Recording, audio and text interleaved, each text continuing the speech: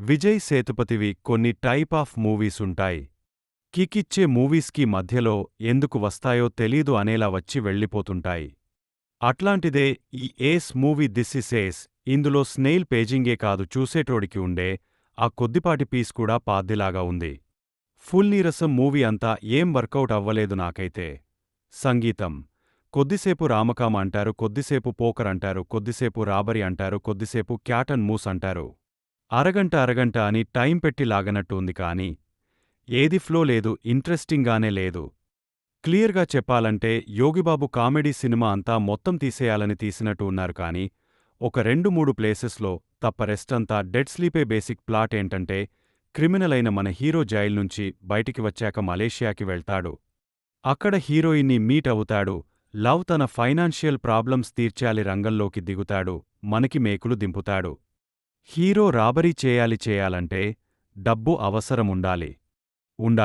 అంటే అది ఆ క్యారెక్టర్కి ఉందనుకో. రాబరీ మీద పెద్ద స్కెచ్ వేయాలి.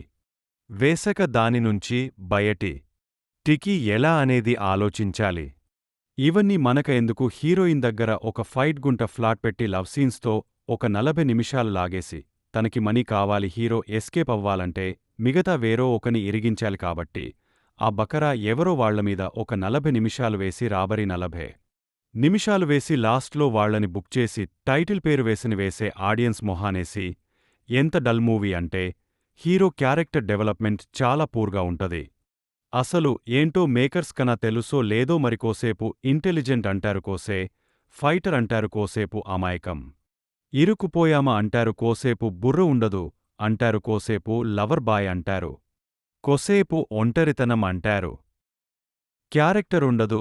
ఏ పోర్షన్ పడాలంటే ఆ పోర్షన్ పడాలి అన్నట్టు ఉంటదంతే. ఇక నెక్స్ట్ వచ్చే బ్యాంక్ రాబరీ బొకలా ఉంది. ఆ తర్వాత ఎస్కేప్ ప్లాన్ ఏడ్చినట్టుంది. 2 అవర్స్ చాలా స్లోగా వెళ్లే పేజింగ్ దెబ్బకి బోర్ కొట్టించే ఈవెంట్స్తో నిండిన ఈ ఏస్ సినిమా దెబ్బకి ఫేస్ మీద నీళ్లు జల్లుకుంటేగాని తేరుకోలేని పరిస్థితి. పర్ఫార్మెన్సెస్ వైస్ అందరి యాక్టింగ్ బానే చేశారు.